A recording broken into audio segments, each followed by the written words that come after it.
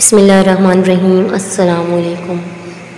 आज मैं आप सबसे जिस टॉपिक पे बात करना चाह रही हूँ, हो सकता है कि मेरी ज़्यादातर बहनों को मेरी बात पसंद ना आए, हो सकता है वो मेरी बात से एग्री ना करें। कुछ तो हो सकता है कमेंट्स में आके मुझे गालियाँ भी दें, कैसी औरत है ये, औरत ही औरत की दुश्मन है, ये कैसे औरतों के हुकूक़ के बारे में नहीं बोल रही। और उसमें ऐसे भी हो सकता है कि कुछ बहनें ऐसी भी हों जो मेरी बात से एग्री करें। आजकल जैसे ही माँ बाप अपने बेटे की शादी करके बहू को घर में लेके आते हैं, दूसरे दिन बहू का यही मुतालबा होता है कि मुझे अलग घर चाहिए, मुझे अलग रहना है, मुझे अपने सास ससुर के साथ नहीं रहना।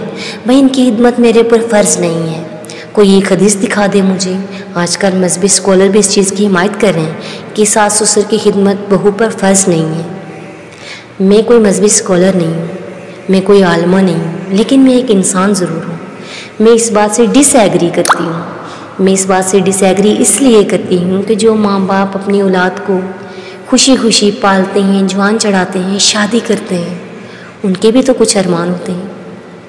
वो बुढ़ापे को पहुँचे तो कैसे बंदा उनकी ज़िम्मेदारी से दस्तबरदार हो जाए। मैं उन औरतों से, उन बहुओं से ये सवाल करना चाहती हूँ, क्या आप इस हकीकत को फरामोश कर रही हैं कि औरत पर सबसे पहला और ज़्यादा हक़ उसकी माँ का है, और आप उसी की माँ से आते ही लड़ना शुरू कर देती हैं कि मैंने अलग रहना है। वो बेचारा दिन पूरा अपने काम समेटेगा, जॉब करेगा, हलाल रिज़्क़ की तलाश में निकलेगा। वो बूढ़े माँ बाप को कहाँ छोड़े, वो कैसे मैनेज करे? ज़ाहिर सी बात उसकी बीवी ने करना है। मैं उन बीवियों से ये पूछना चाहती हूँ जो कहती हैं हमें सास ससुर के साथ नहीं रहना। अगर आप लोगों ने सास ससुर के साथ नहीं रहना था, अगर आपने अपने शौहर का साथ नहीं देना, तो आप यतीम खाने से अपने लिए कोई दूल्हा ढूंढ लेती। क्यों नहीं ढूंढा? क्यों किसी अच्छी फैमिली की तलाश में थी आप? किस लिए आपके माँ बाप कोई अच्छी फैमिली ढूंढ रहे थे अपनी बेटी के रिश्ते के लिए? यतीम खाने में जाना था, वहाँ से दूल्हे को ढूंढना था कि जी भाई हमारी बेटी ने तो सास ससुर की खिदमत नहीं करनी, हमें ये झंझट चाहिए ही नहीं। मेरी प्यारी बहनों, इंसानियत भी कोई चीज़ होती है। मैं आप सबसे ये गुजारिश करना चाहती हूँ कि ये दुनिया मकाफ़ात अमल है। आप आज यहाँ जो भी बोएंगी कल वही काटेंगी। आपके घर में भी औलाद होनी है, अल्लाह ने आपको भी औलाद नरीना से नवाजना है।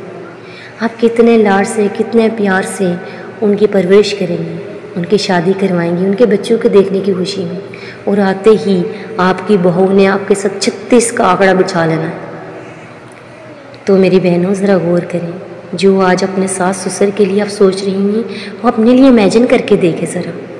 इमेजिन करने से ही इतनी तकलीफ़ होगी, बर्दाश्त करना तो बड़ी दूर की बात है। मेरी प्यारी बहनों, मैं ये नहीं कहती कि औरतों के कुछ हुकूक़ ही नहीं है, औरतों की भी प्राइवेसी है।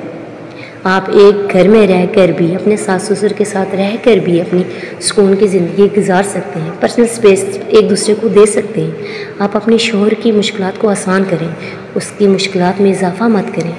आपकी ज़िंदगी खुद ब खुद आसान होती चली जाएगी।